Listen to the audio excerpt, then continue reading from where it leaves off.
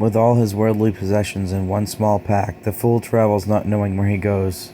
So filled with visions, questions, wonder, and excitement is he, that he doesn't see the cliff he is likely to fall over. At his heels, a small dog barks to warn him of a possible misstep. We wonder if the fool will learn to pay attention to where he's going before it's too late. Traveling on his way, the fool first encounters a magician. Skillful, self-confident, a powerful magus with an infinite halo floating above his head. The fool, mesmerized, hands over his bundled pack and stick to the magician.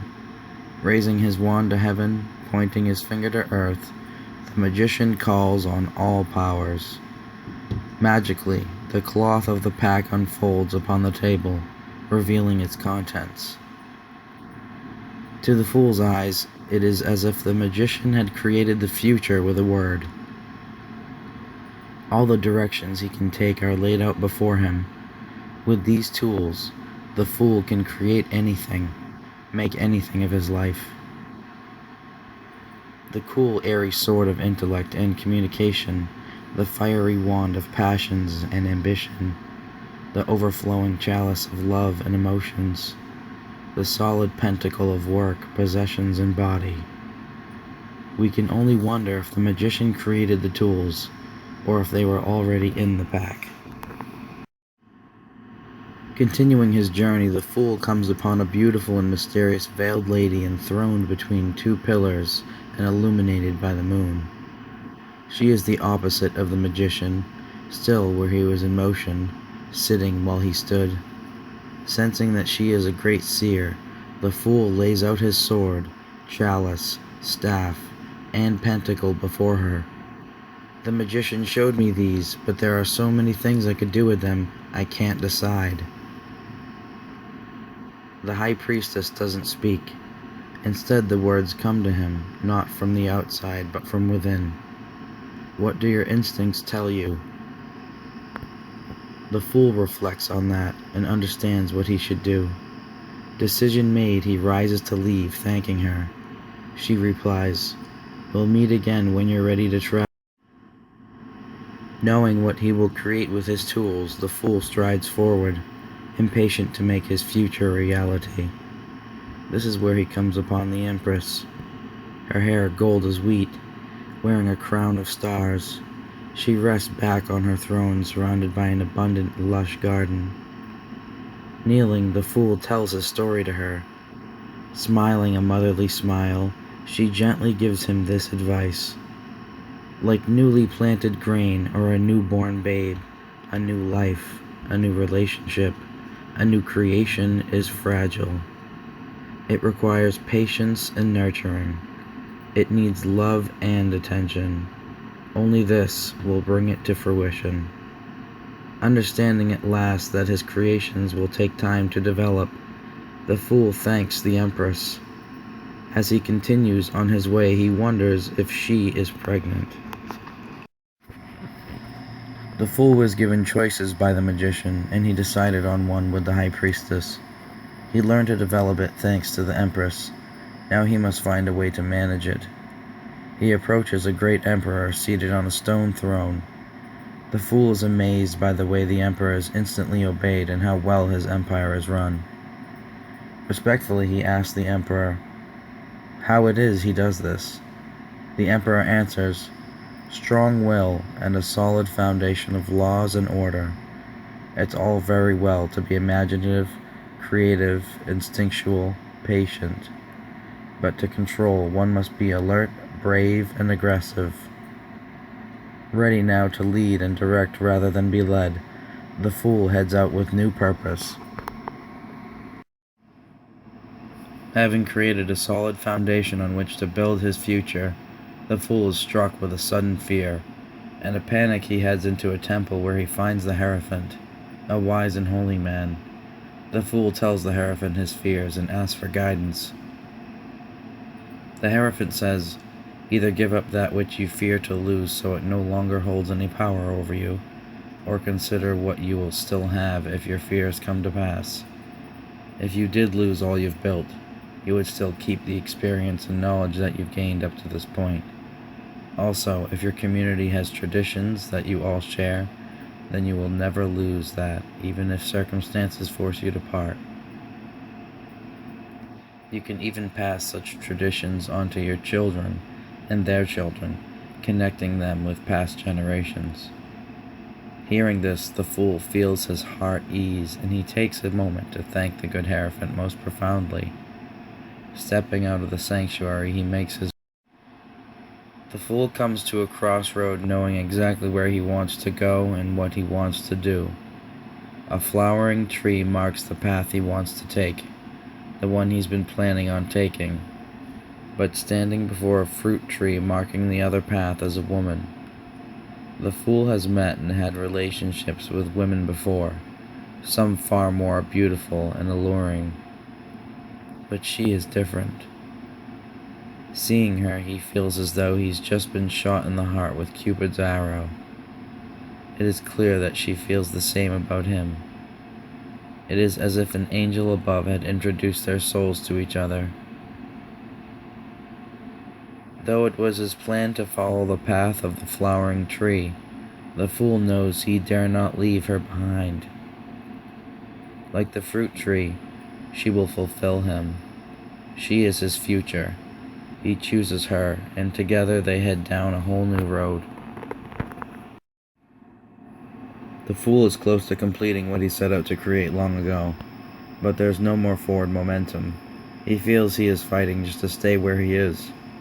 Walking along the shore, it is here that he comes across a charioteer, standing in his gold and silver chariot, his black and white steeds at rest. The fool remarks, "I feel unable to move forward. What should I do?" The charioteer says, "First you must armor yourself. Next you must focus on your goal. Where do you mean to go? What do you mean to do? Your steeds keep the wheels turning, but it is your control and direction of them that gets them to their destination." The fool asks, "What if someone or something gets in your way?" The charioteer replies, "You run them down. Your aim is victory, and to be victorious you must have unwavering confidence in your cause." He thanks the warrior, but before he leaves, the warrior says to the fool, "One thing more you should keep in mind," he says. "Victory is not the end. It is the beginning. Remember that before you decide to enter into any contest." The fool, victorious over his enemies, is feeling arrogant, powerful, even vengeful. It is in this state that he comes across a maiden struggling with a lion. Running to help, he arrives in time to see her gently but firmly shut the lion's mouth. In fact, the beast, which seems so wild and fierce, is now completely at her command. Amazed, the fool asks her, "How did you do that?" She answers, "I asked the lion to do it, and it did it." The fool asks, "Why did it want to obey?" At that moment, the maiden meets the fool's eyes. He sees in her a warm gentleness and heart so great that its generosity seems as infinite as its willingness to understand. And that is when the fool understands exactly why the lion did her bidding. It wanted to connect to that higher energy. So too, she adds, are our passions. Let them run wild and they will do damage. But we can, with gentle fortitude, check and direct those passions. In doing so, we can get so much more out of them, and yet still sate them. His rage quieted, the enlightened fool walks away knowing that it wasn't only the lion that was tamed that day by the maiden. After a long and busy lifetime, building, creating, loving, hating, fighting, compromising, failing, and succeeding, the fool feels a profound need to retreat.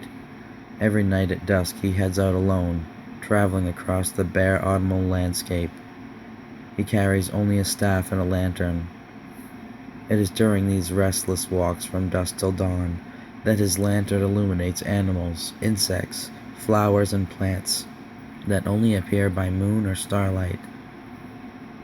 As these secret corners of the world are explored by him, he feels that he is also illuminating hidden areas of his mind.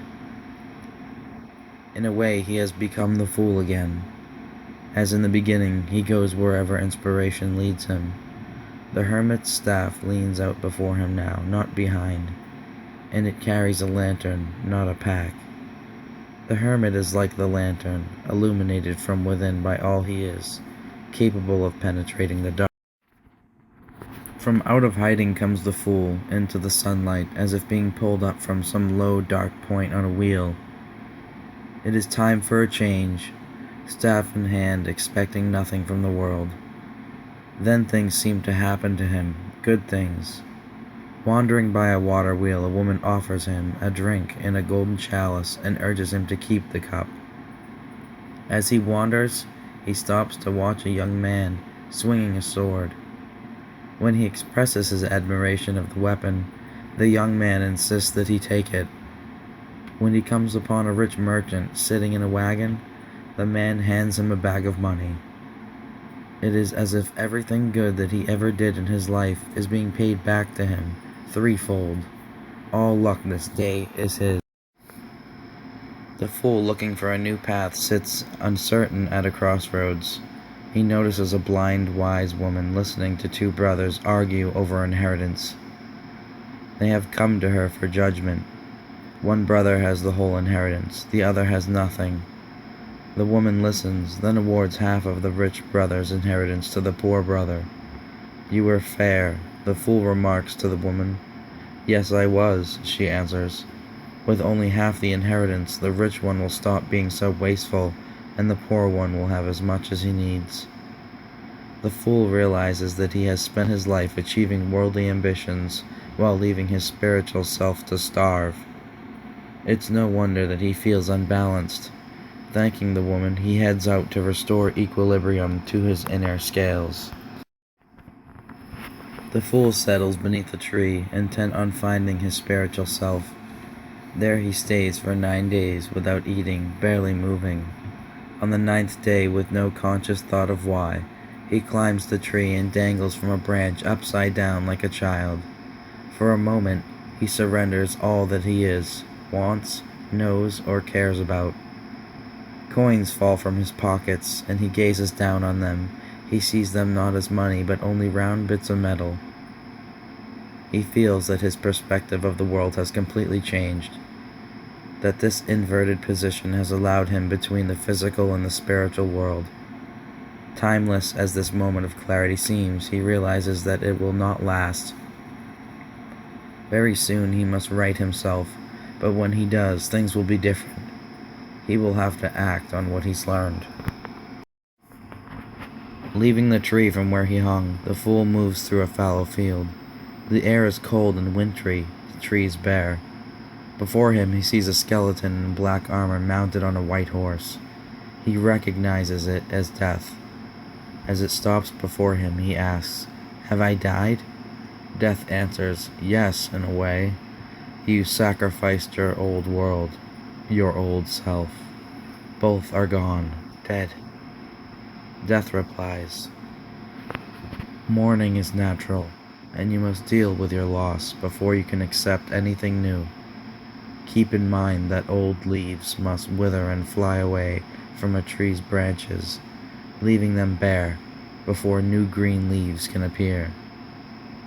As Death rides away, he understands how all great transformations start, by removing everything so that something new has room to grow. The fool begins to wonder if he will finally find the new spirituality he's after. It occurs to him that so far he's been dealing with opposites. It is at this point that he comes upon a winged figure standing with one foot in a brook and the other on a rock. The fool sees that the angel was mixing water and fire, blending them together into a completely different substance. "How can you mix fire and water?" the fool finally whispers. The angel answers, "You must have the right vessels and use the right proportions." The fool asks, "Can this be done with all opposites?" "Indeed," the angel replies, "any opposites, fire and water, man and woman, can be made into a unified third.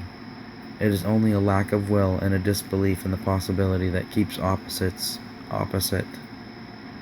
The fool begins to understand that he is the one who is keeping his universe at odds and material world and spiritual world separate. In him, the two. The fool comes to the foot of a mountain where a creature half goat, half god reigns. At his hooves, naked people engage in every indulgence imaginable: sex, drugs, food, drink. The closer the fool gets, the more he feels his own desires rising in him. I have given up all such desires, he yells at the devil. He is sure that this is a test of his new spirituality, where he must prove that the temptations of the material world cannot sway him. The devil responds, "All I am doing is bringing out what is already in you. Such feelings are nothing to fear, nothing to be ashamed of, or even to avoid. They are even useful to helping you in your quest for spirituality, though many try to pretend otherwise." The fool says, "You say that even though these people are clearly enslaved to the material world?" The devil replies, "Take another look." The fool looks and realizes that the chained collars are wide enough for them to easily slip off over their heads. They can be free if they wish to be, the devil says, as he gestures upward toward the peak of the mountain. Others who have used these same impulses to climb the highest heights. If they had denied their desires, they'd never have gotten there. On hearing this, the fool sees that he has mistaken the devil. This is not a creature of evil as he thought, but of great power, the lowest and the highest, both of beast and God. It is the key to freedom and transcendence. As the fool leaves the devil, he comes upon a tower.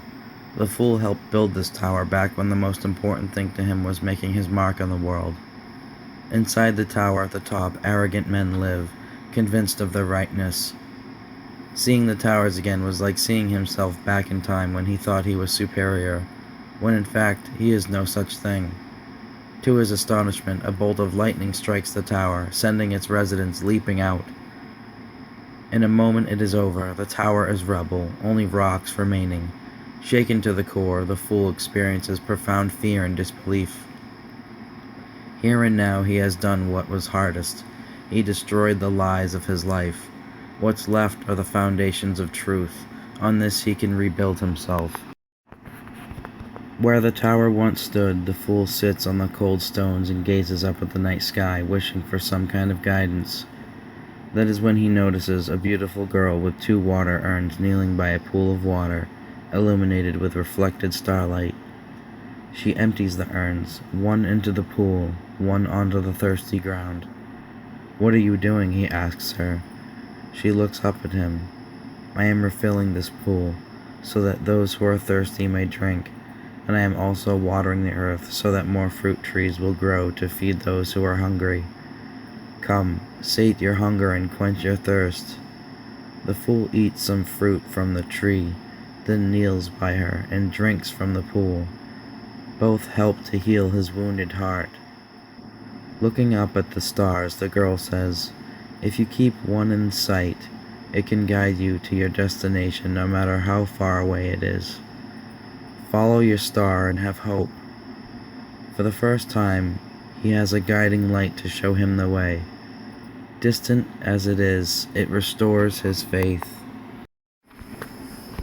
Following the star, the fool travels through the night. The full moon rises, illuminating for him a watery path. He passes under the moon, between 2 ancient pillars. When he was in the presence of the high priestess, he saw hints of this dark land through the sheer veil draped behind her throne. As he hung from the tree, he felt himself between the physical world and this one. Here are the mysteries he sought, the darkest mysteries, ones that have to do with the most primal and ancient powers. The path the fool was walking is now a river, and he stands hip-deep in the water. The fool realizes he only has 2 choices.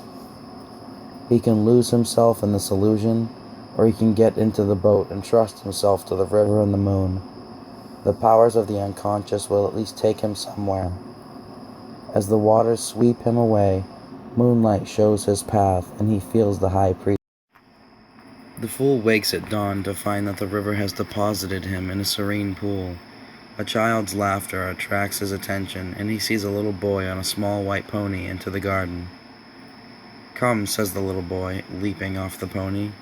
"Come see. The child proceeds to take the fool's hand and ask questions of the fool, simple but profound ones like, "Why is the sky blue?"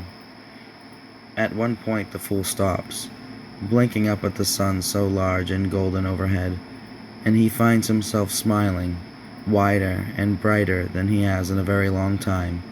This is the first time that he has been simply and purely happy. His mind feels illuminated, his soul light, and it's all thanks to this child with his simple questions, games, and songs. "Who are you?" the fool asks the child at last. The child smiles at this and says, "I'm the new you." And as the words fill the fool with warmth and energy, he comes to realize that this garden, the sun above, the child, all exist within him. He has just met his own inner light. As the fool leaves the garden, he feels that he is near the end of his journey. He gazes up and sees above him a fiery angel, beautiful and terrible. The angelic figure confirms, "You have only one last step on your journey. You cannot take that step until you lay your past to rest." The fool responds, "Lay it to rest? I thought I'd left it behind, all of it." The angel observes, "There is no way to leave the past behind. Each step wears down the shoe just a bit, and so shapes the next step you take, and the next and the next. Your past is always under your feet. You cannot hide from it, run from it, or rid yourself of it. You can face it and come to terms with it. Are you willing to do that?" The angel hands the fool a small trumpet. The fool knows that there are memories he has a hard time looking back on, as they make him feel guilty, ashamed, or angry. He blows the trumpet. The earth cracks open under the fool's feet, and the spirits of his past selves rise up. They were him once upon a time, but not now. Even as he realizes this, he finds himself forgiving those past selves, and in turn, that they forgive him for ignoring the lessons they had to teach him. As he reaches an understanding with them, they start to rise up and float away, vanishing into the sky. He is free of ill feelings, reborn, and living. The fool turns to take that final step on his final path, and finds that he is right back where he started, at the edge of the same cliff he almost stepped over when he was young and foolish. Now he sees that while he thought he could separate body and mind, in the end it is all about the self. Mind, body, past, future, the individual, and the world. All one, including the fool and the mystic, who are both doorways to the secrets of the universe. With a knowing smile, the fool takes that final step right off the cliff and soars, higher and higher until the whole of the world is his to see. There he dances, surrounded by the stars, at one with the universe, ending, in a sense, where he began, beginning again at the end. The world turns, and the fool's journey is complete.